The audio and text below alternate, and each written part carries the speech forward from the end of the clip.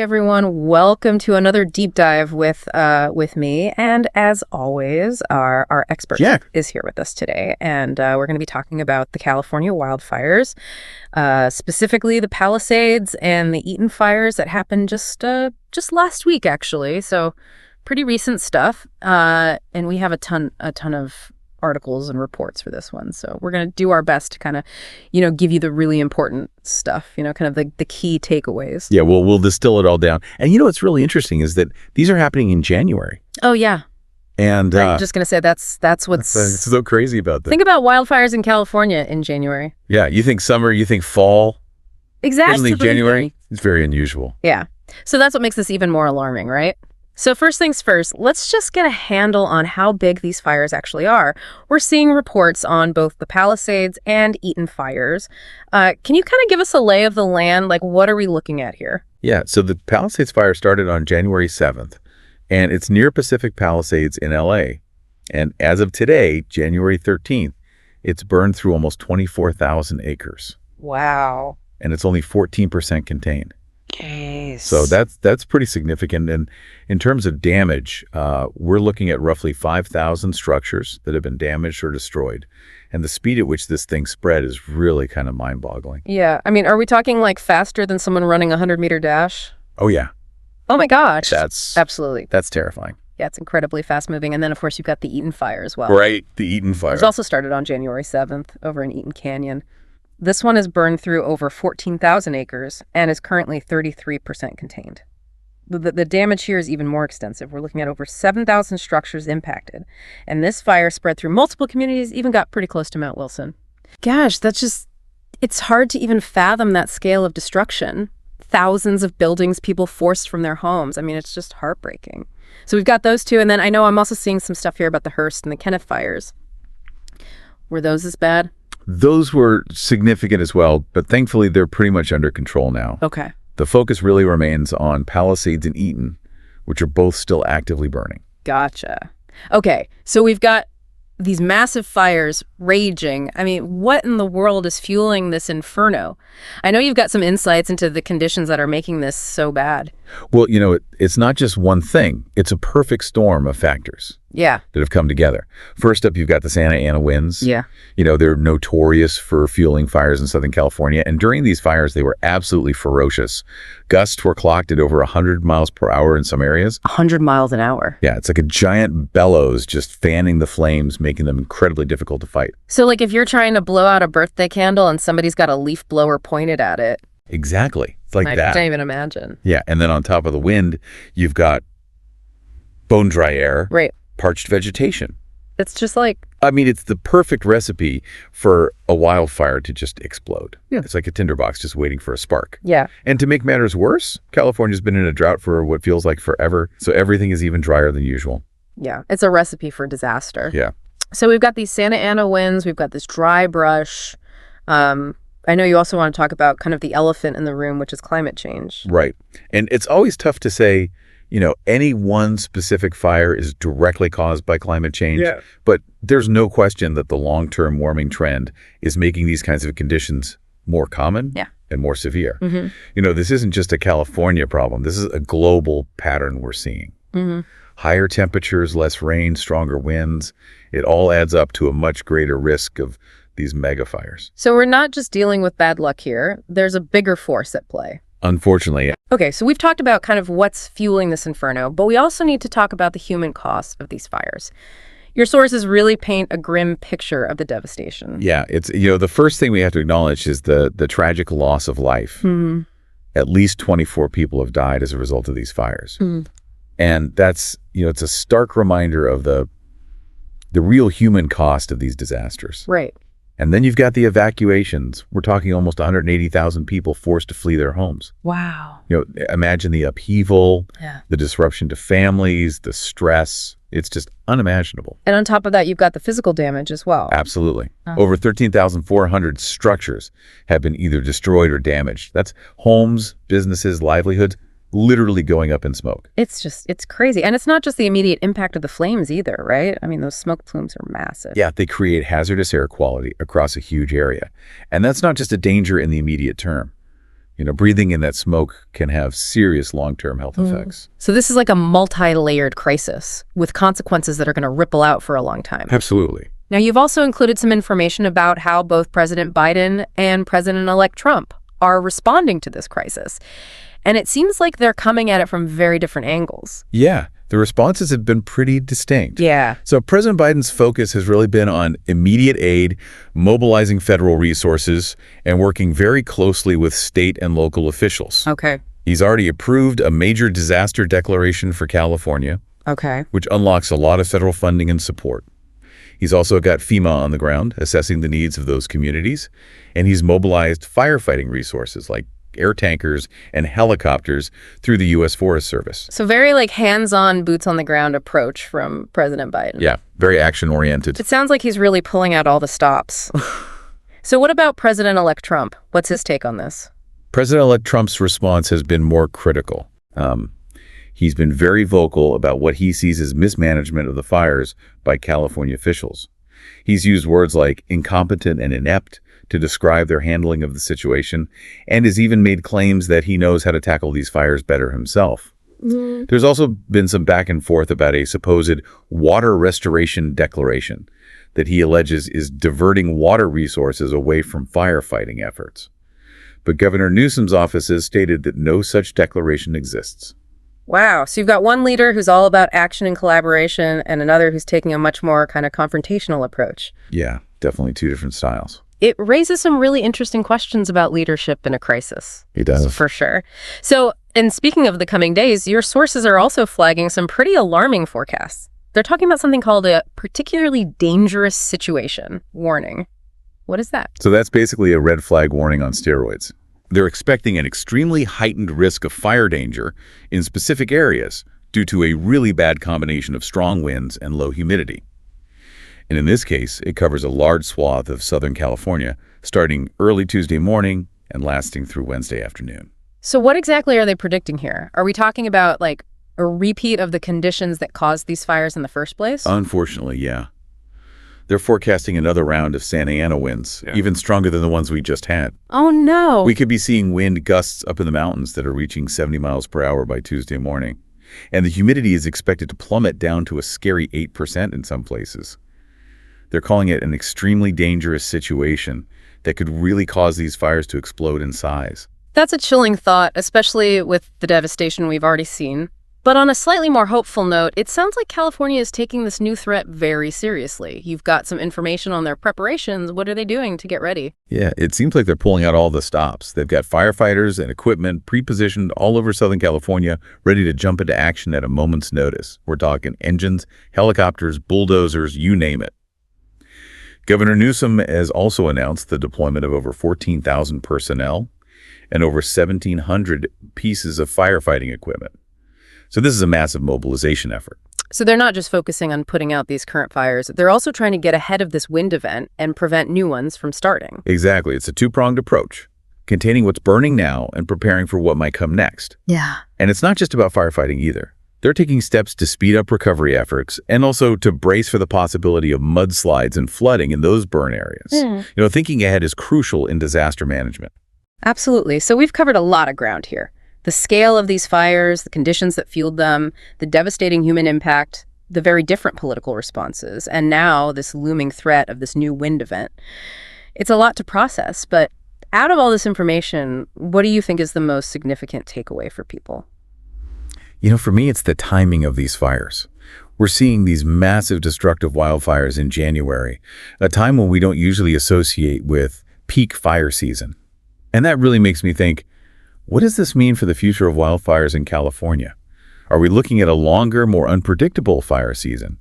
And if so, how do we adapt our preparedness and response strategies to deal with that new reality? That's a really good point. It kind of throws everything we thought we knew about wildfire season out the window. It's definitely something to think about.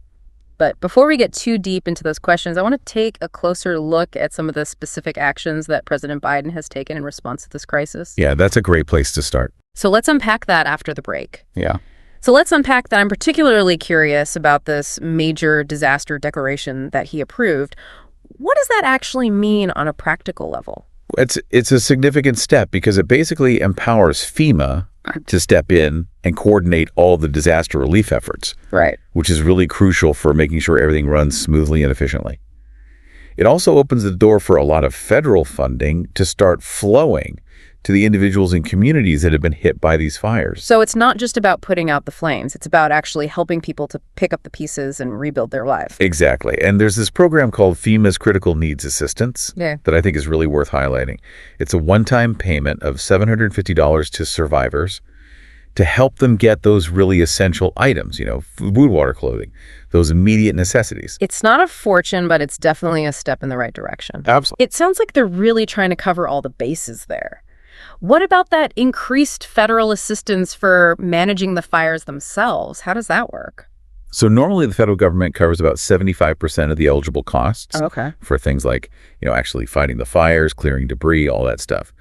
But in this case, President Biden has bumped that up to 100% for the next 6 months. Wow. Which is a huge financial relief for California because it frees up their resources to focus on other aspects of the recovery. That makes sense. I mean, battling these mega fires has got to be insanely expensive. You've got the firefighters, the equipment, the air support.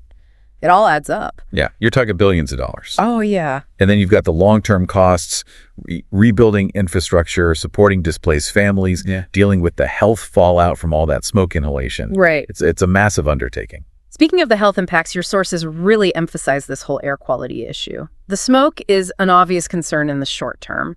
But what about the long game? What are we talking about here in terms of long-term health effects? That's a really important point because wildfire smoke is filled with all sorts of nasty pollutants. Yeah. And one of the worst offenders is this fine particulate matter. Okay.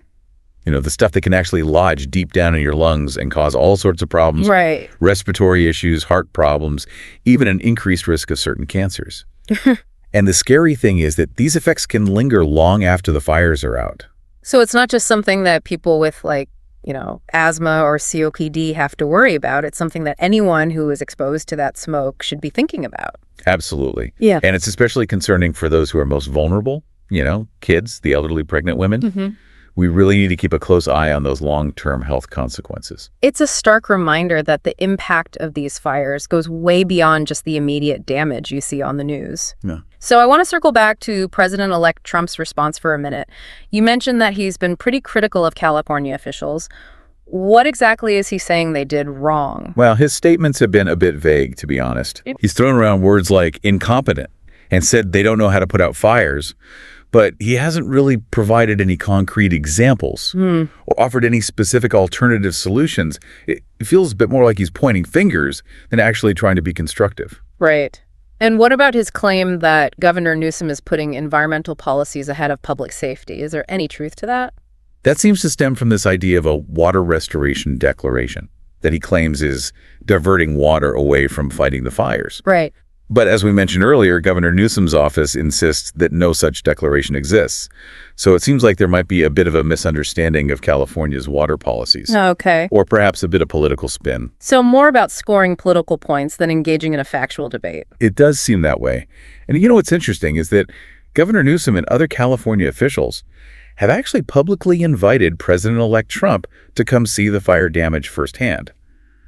But so far, he hasn't responded to those invitations. At least not publicly. It just seems like a missed opportunity for both sides to kind of put aside their differences and work together on this. Yeah, it certainly does. You would hope that in times of crisis, leaders would set aside their political squabbles and really focus on the common good. I couldn't agree more. We touched on this earlier, but I want to dig a little deeper into this threat of mudslides and flooding in these burn areas. Why is this such a big concern, especially after a fire? So it all comes down to vegetation. Okay. When a fire rips through an area, it wipes out all the plants and trees that normally act like anchors, holding the soil in place and soaking up rainwater. Well.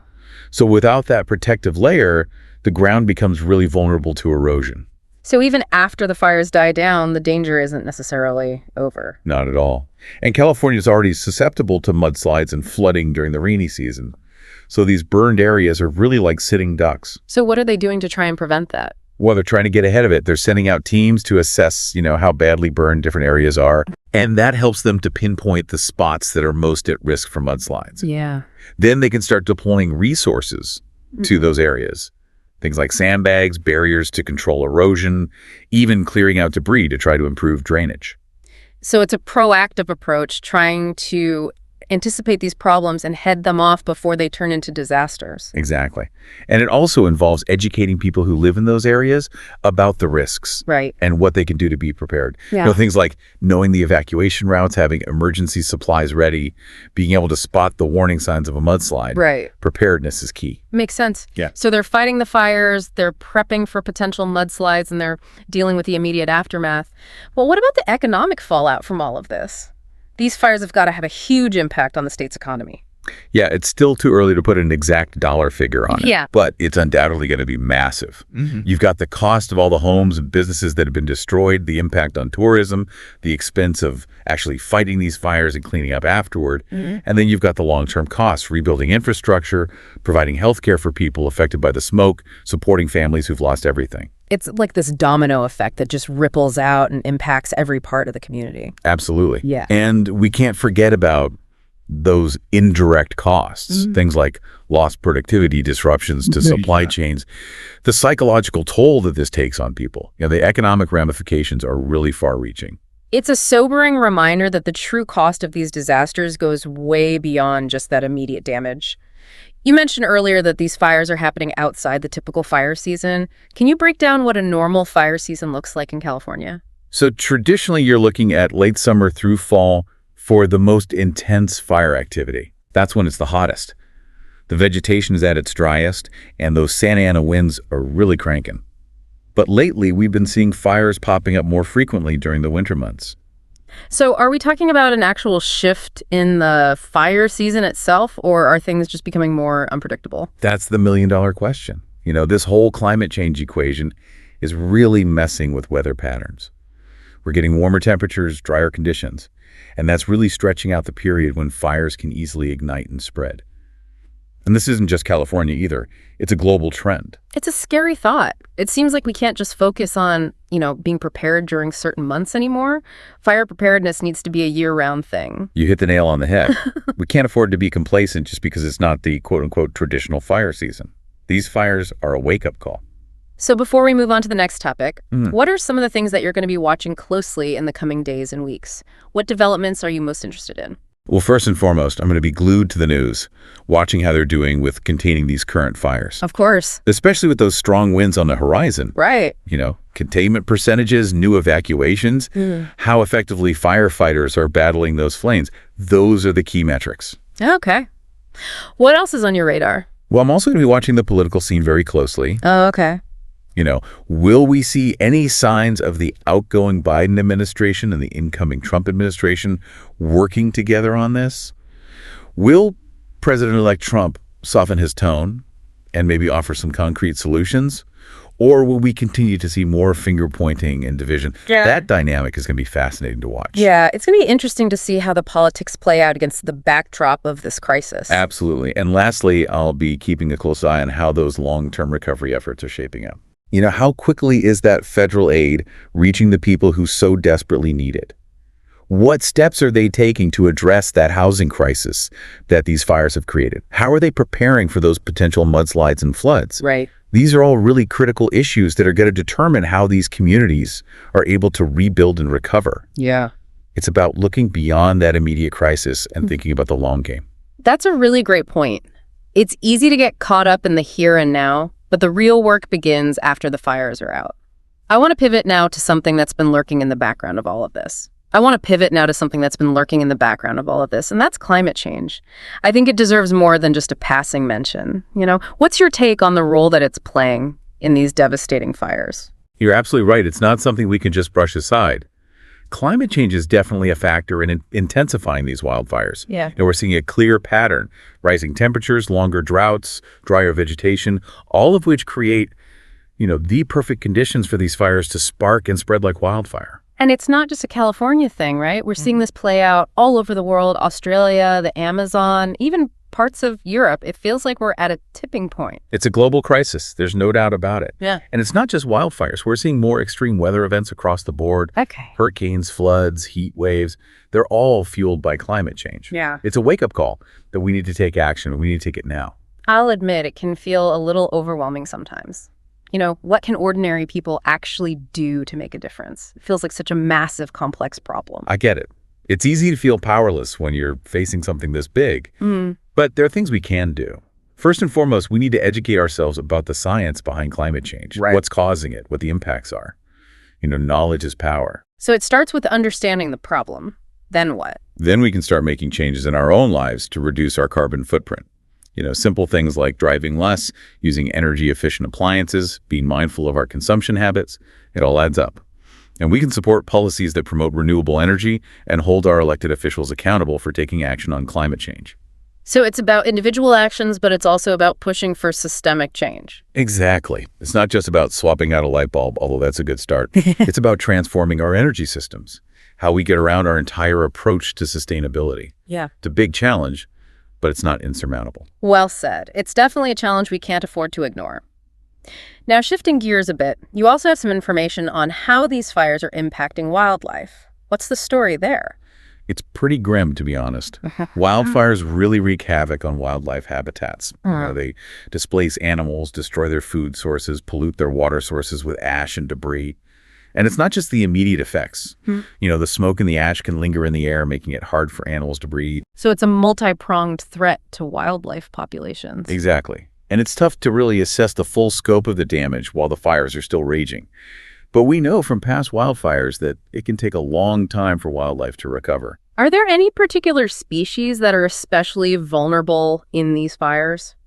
Any animal that has a limited range or specialized habitat is going to be hit harder. And it's not just about dying in the fires, it's about losing their homes and facing increased competition for resources in the aftermath. Animals that were already struggling because of habitat loss or other pressures are going to be even more vulnerable. It's a sobering reminder that these fires have ripple effects throughout the ecosystem. It's not just about the damage to human property. Yeah, absolutely. And wildlife plays such a vital role in maintaining healthy ecosystems. When we lose biodiversity, the whole system suffers. So what's being done to try to help wildlife recover from these fires? Well, there's some amazing organizations on the ground that are working tirelessly to rescue and rehabilitate injured animals. They're also assessing the damage to habitats and coming up with plans for restoration. But it's a long, slow process, and it requires a lot of resources and support. It's another aspect of these fires that we need to keep in mind, those long-term ecological impacts. Well, I think we've covered just about everything. These fires are such a multifaceted issue. The immediate devastation, the long road to recovery, the political battles, the looming specter of climate change. It's a lot to wrap our heads around, but I think we've done a pretty good job of breaking it all down. I agree.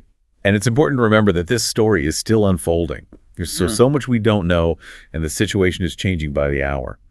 But by staying informed, having these tough conversations, and supporting the people working on the front lines, we can hopefully navigate through this and come out stronger on the other side.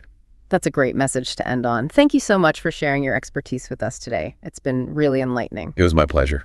And to our listeners, thank you for joining us for this deep dive into the California wildfires. It's a heavy topic, but it's one that deserves our attention. Stay safe out there, and we'll be back soon with another deep dive into a topic that matters.